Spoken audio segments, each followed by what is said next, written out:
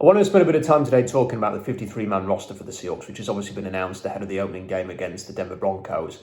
And look, I am not trying to be deliberately negative about this team.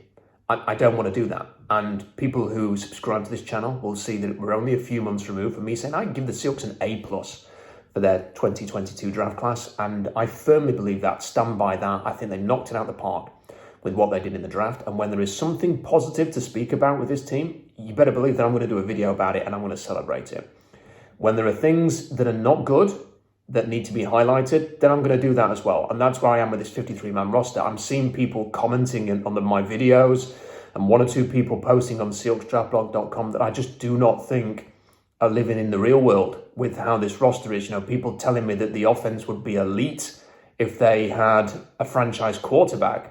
Well, quite aside from the fact that typically having a really good quarterback will generally make your offense really good, I just don't see the elite framework that people are going for here.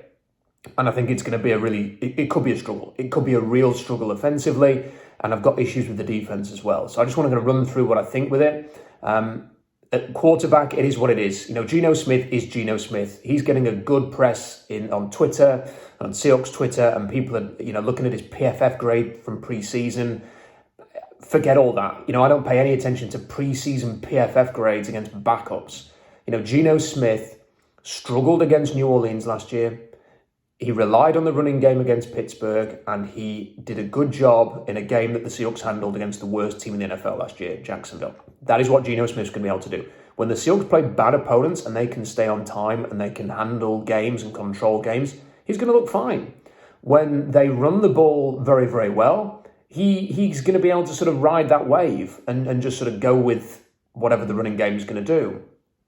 If teams take away the run and make life difficult, he is not going to be able to elevate this team.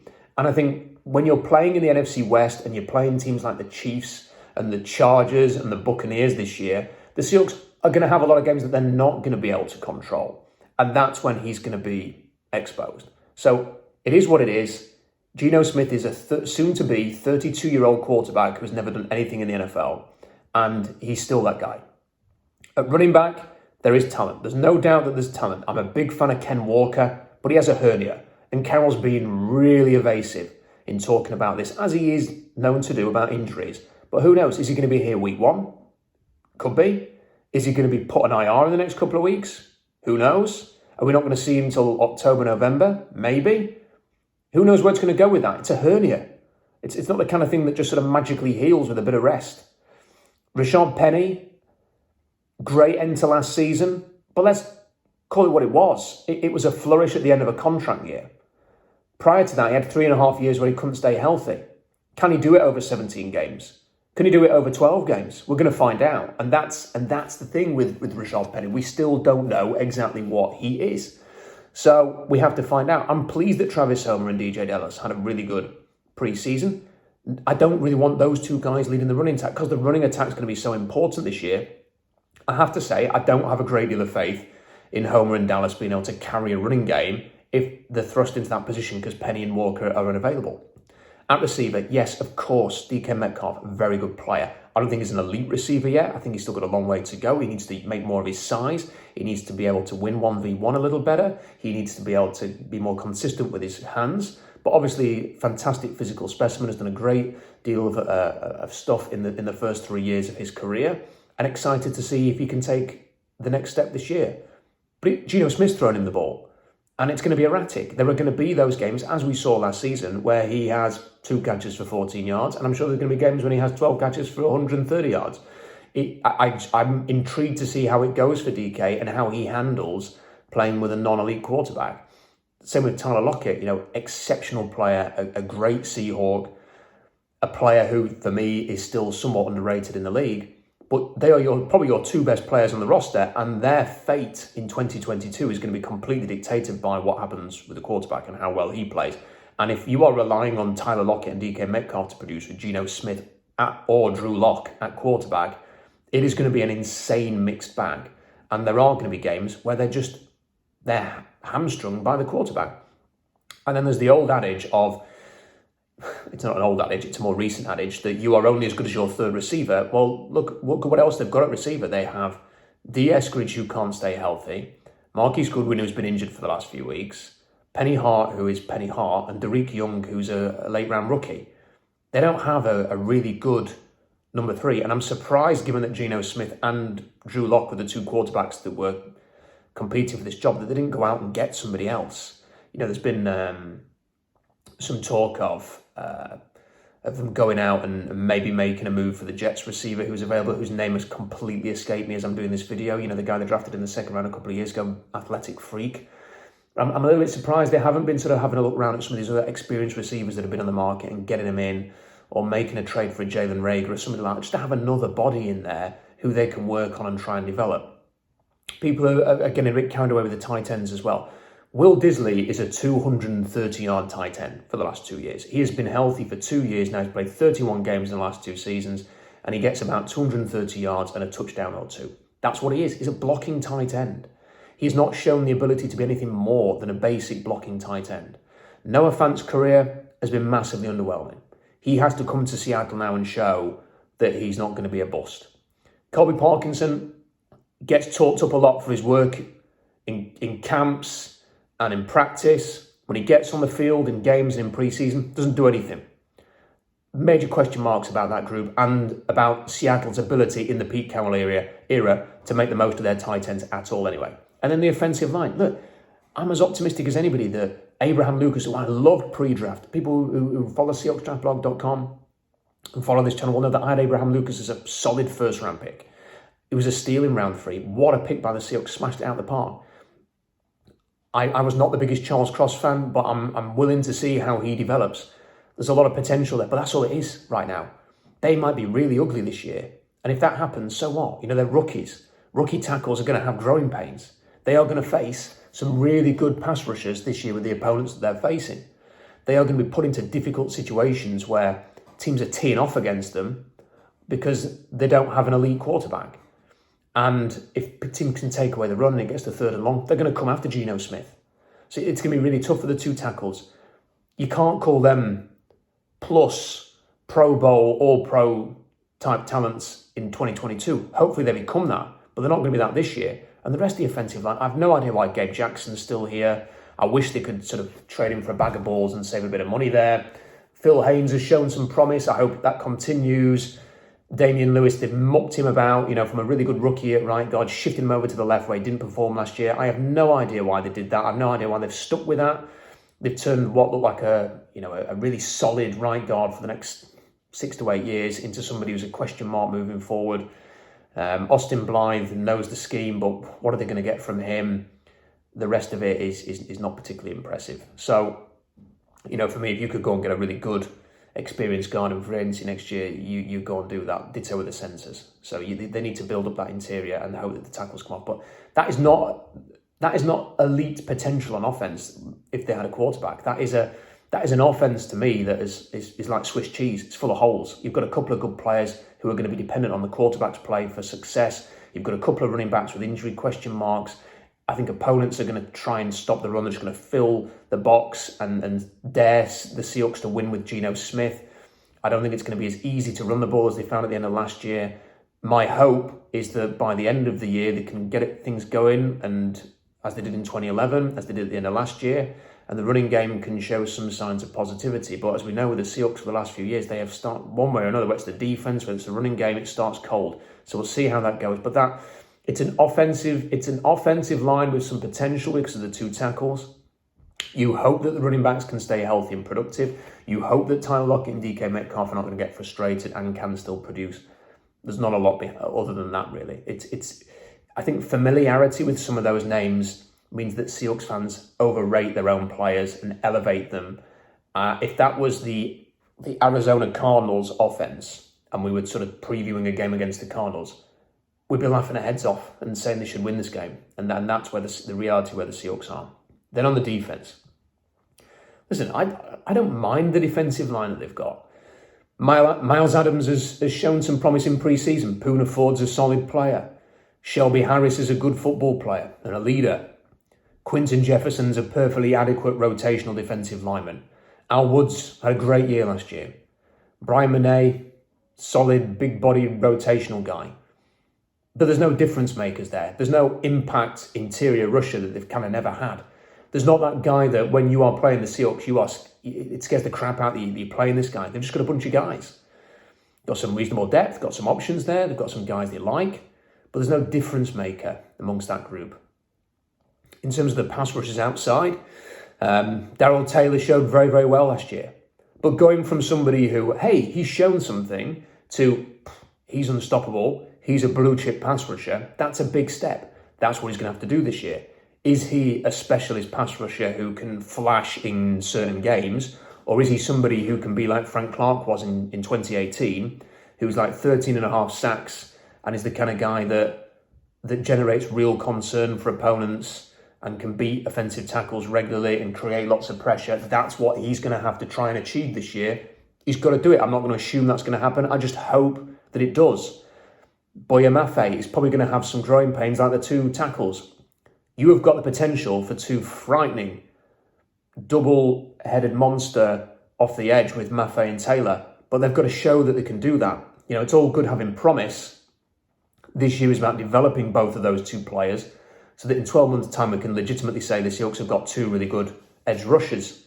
But you've got to get there. It's not just about saying on paper it looks like it's got a lot of potential. They've got to develop those guys. So right now, I think there's probably going to be some inconsistency. They are going to have some good moments. They're probably going to have some bad moments as well. And I also hope that Pete Carroll just gives them a chance to succeed, that he doesn't have them doing things like dropping into coverage again. I know that Clint Hurts said they're not going to do that, but what happens if they struggle a bit early on? Is Pete going to get his hands on it and try and change things here? Are they going to... Uchenna Nwosu, to me, looks pretty unspectacular in pre-season. Are they going to have him taking reps instead of, you know, the Maffeys, the Alton Robinson? Like, is Alton Robinson ever going to get a chance? Are they ever going to sort of practice what they preach with him and say, look, he's flashed, we're going to give him more snaps, and then the next week he has less snaps than the week before? Are they going to give him a chance? Are they going to make the most of these edge rushers? I don't know. We will see.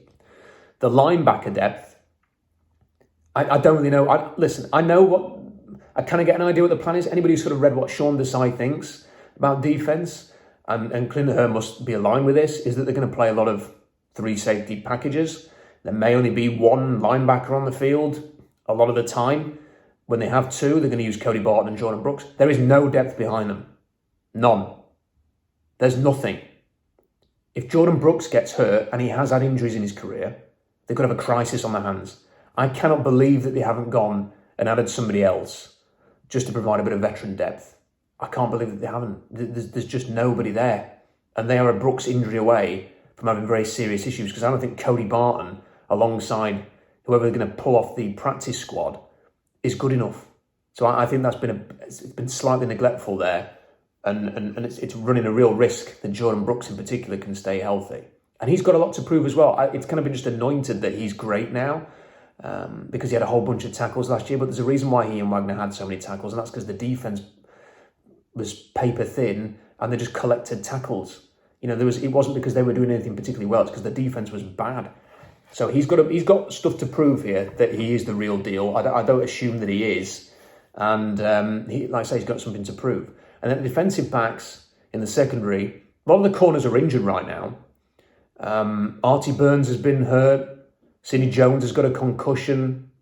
John Reed's just gone on IR. They've had to bring back Coleman because of all the injuries and issues that they've got there. It's concerning. You know, Mike Jackson has had a really good camp. Good for him. He should start. Tariq Woolen's shown some promise. Kobe Bryant's shown some promise, but they're going to have growing pains. Can you trust them right off the bat? Not sure. Again, it's a position with some youth and some promise, but there's no blue chip talent there. There's nobody that you can rely to lock down a top receiver. When they play high octane passing offenses against top receivers, are the Seahawks going to struggle if they can't rush the passer? I mean, they're going to have to take some risks. I think they will. I think they're going to blitz a lot more. I think they are going to try and be creative in the types of pressure they create. They are going to be a bit more like Vic Fangio, because that's the kind of defensive person on their coaching staff they've gone for. But if they can't create that pressure, I think that secondary might be exposed. And then at safety, Ryan Neal's been hurt. He's shown well. Decent player. Quandre Diggs. I like Quandre Diggs. I really like Quandre Diggs. Who doesn't like Quandre Diggs? But he is a bit overrated by Seahawks fans. He's just a solid safety. He's not an Earl Thomas. He's not an elite difference maker. He is Seattle's best chance of turnovers because they've not had enough of them over the years. But he's not somebody who's going to tilt the field. He's somebody who's going to do a good job at free safety without being a difference maker. And then with Jamal Adams, I just can't trust Jamal Adams. I just can't. Can't trust him to stay healthy. Can't trust him to have an impact. Massively fearful that his best days are behind him at LSU and in the first couple of years of his Jets career. To me, if there was an out, I think Seattle would have possibly taken it by now. That's probably coming down the road in a few months' time. It's a huge prove it year for him to show that he's not on the wane. But I just think he is. And listen, for me, you'd probably play Ryan Neal as your strong safety and then use Jamal Adams as a death backer and just have him blitzing and just have him playing downfield. Because I just think that's what he is now. And you don't spend 2 first-round picks and a mid-round pick and give him $17 million a year for that. But that's pretty much what he is. So again, concerns amongst the defensive backs. And people here saying, they've got this player, they've got that player. Again, I think the familiarity with some of these names and the Adams and Diggs, what a safety tandem. Now, the reality is different. The Taylor and Maffei and Nwosu, they've got a lot to prove. No interior pass rusher, thin at linebacker. It is what it is. And then on special teams, Michael Dixon is very good. Jason Myers has had one good year in his career, really, in 2020, when he was very consistent with field goals but missed a lot of extra points. Last year, not as good. Missed a kick already in pre-season. Can you rely on him? Don't know. Don't think so. And when they're going to play close to the best games like the Seahawks intend to this year, there's going to be a lot of pressure on him to make his kicks. Wouldn't be surprised if he cost Seattle a game or two with missed kicks. And then the kick coverage in pre-season has been dreadful. And again, that's a concern because if you're going to play a percentages type game, you've got to win on special teams and in the running game. And you've got to rush the passer. That's how you prop up a Geno Smith type. Can Seattle do that? Not based on what we've seen in pre-season. So that's the roster. I mean, for me, and again, I'm not trying to be negative. I'm just saying it how it is. That's a roster that's going to get you a top 6 pick. Maybe even top 3. And I'm completely comfortable with that. And I hope fans are as well. But here's the problem. If Seattle starts 1-5, I'll be like, okay, who are Kentucky playing this weekend? Who's Will Levis playing? Who are Miami playing? What's Miami looking like under the new coach who's come from Oregon? And is he making Van Dyke as boring as Justin Herbert looked at Oregon? What's Bryce Young doing? What's CJ Stroud doing? As the Florida quarterback developed now, he's playing more than 60-odd snaps. These are the questions I'm going to be asking.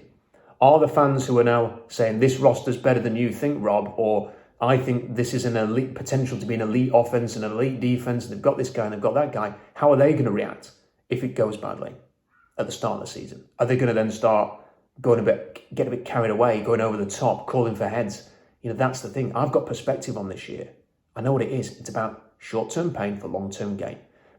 Positioning yourself to get your answer at quarterback next year, to pick high in every single round so you can get your guys, so that when we sit in here in 12 months' time and I'm reviewing a 53-man roster, there are 6-7 better players who are on the roster that aren't there now, and we're starting to feel positive about the future.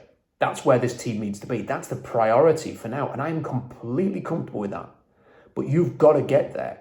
And right now, this roster to me doesn't look adequate. And the other thing I'm going to say is, there's a lot of comparison. What is this team like? Is it like 2011, for example? And it's easy to make that comparison because the quarterback situation is very similar.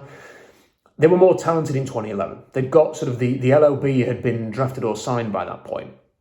You've got Marshawn Lynch, who you can never underestimate how much Marshawn Lynch, with his personality and his attitude and his playing style, just lifted that team, and combined it with Cam Chancellor, they brought everything together. You don't have that now. You do not have a heart and soul player like Marshawn or Cam Chancellor combining to create this pissed off for greatness attitude. And that was it. It it was viral. It went through the team. You know, Sherman was pissed off for greatness. Earl Thomas was pissed off for greatness. You've got Cam and Marshawn leading this thing. And then you threw people like Breno Giacomini into it as well.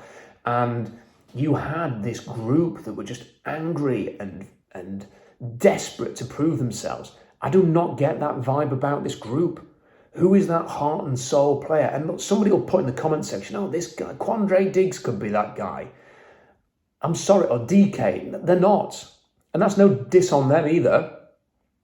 Marshawn Lynch was one of a kind. Cam Chancellor, one of a kind. You will never find guys like that, let alone combine them together to create this just incredible attitude that just went right through the core of the team. You know, the grit, that determination. I don't think there's been a grittier, more determined group, probably, certainly in my lifetime following the NFL, possibly ever, just because of what they brought to the table. And that's what paved the way for greatness. You don't have that now. And neither do you kind of have that 2010, we're all we've got, we're all we need kind of mentality either. It's just not there. And you can't replicate, you can't force it. I've no doubt someone will chant that before a game because it's become like just something that every team has done in Seattle since 2010. I don't think it's there right now. I don't think that kind of mentality exists. And I don't think they're going to do, I don't think it's going to be easily created. I don't think you can possibly create it at all. You've probably just got to draft, you've got to create something different. It's got to be new. It's got to be unique to this group. You can't just force what was happening 12 years ago on this team. And when you draft your quarterback next year, you've got to be prepared that whoever that guy is going to influence the style of this team more than anything. You know, you do not, short of cloning Marshawn and making him 21 years old again, you're not going to be able to do that. And you don't have a Cam. So it has to be new. It has to be different. I don't think they've got that attitude. So I think this team is probably better than 2010 because they've got a few. Look, in 2010, they still had Earl. They still had Russell Okung. They still had Marshawn. They had Cam Chancellor. They had, one or two others. They had Matt Hasselbeck, who was still a very experienced quarterback. They had some talent. They'd already had one good draft, one good off-season, 2 first-round picks. So I still think this team is better than 2010, but I don't think it's as good as 2011. I think it's somewhere in between. The 2010 team won 7 games, 2011 won 7 games.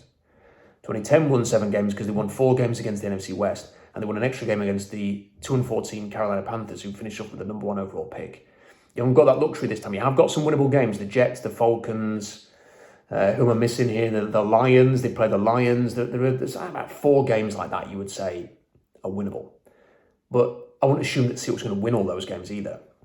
I do think they've got a better chance than people are giving them credit for against Denver, just because it's in Seattle, it's week 1, it's Russell coming back, and those are the kind of games where magic can happen. But I think there are a lot of games coming up in the NFC West, some of their opponents, where they could get blown away. So I think it's probably going to be somewhere between 2010 and 2011, and I'm comfortable with that. Are you comfortable with that? That's the question you've got to ask yourself. And even if you want to be positive about this roster and tell me I'm wrong, I don't think I am, but if you want to tell me I'm wrong and say this is a better roster than I'm giving credit for, all I would say is prepare yourself. Prepare yourself for what I'm suggesting here, because I think this could be a 5-win team. And that will be difficult to watch. It will be even harder to watch if they're getting blown out, and it'll be harder to watch with Geno Smith at quarterback. It really will. There's even if you've got a young guy, just gives you that little bit of hope at quarterback. It's interesting to watch him develop. It's going to be Geno Smith. It's going to be Geno Smith. So we'll see how it goes. Those are my thoughts. Please do feel free to share yours in the comment section. Just have perspective, because the be-all and end-all for this year is to set yourself up for the 2023 draft. Head over to SeahawksDraftBlog.com. I've just done a big article breaking down the non-quarterbacks who are eligible for 2023, talking about the guys to keep an eye on, people like Brian Bresee, Clemson, obviously Will Anderson. The Texas running back is an unbelievable player. He's going to be graded higher than a lot of the quarterbacks and some of these offensive linemen that are getting touted about. There's a lot of overrated players already for the 2023 draft. Go and check that out. I've also linked to the big quarterback review. People have been saying, hey, Rob, what do you think of this quarterback? I've already done a huge review of who I think is worth paying attention to in college football. I've already ranked the quarterbacks who I think are worth keeping an eye on as well. So go and check that out. That is SeahawksDraftBlog.com. Don't forget to subscribe to this channel. We are going to be doing so many videos this year. The best analysis of the Seahawks and the 2023 draft. It's a huge draft. I think this is the biggest draft season in franchise history, given that the Wilson trade has happened this year. And there's so many connotations moving forward. So you will not want to miss any of these videos. Like the video as well, help get the message out there, spread the word, tell your friends to come in and subscribe, get involved. Until next time, we'll see you then. Bye for now.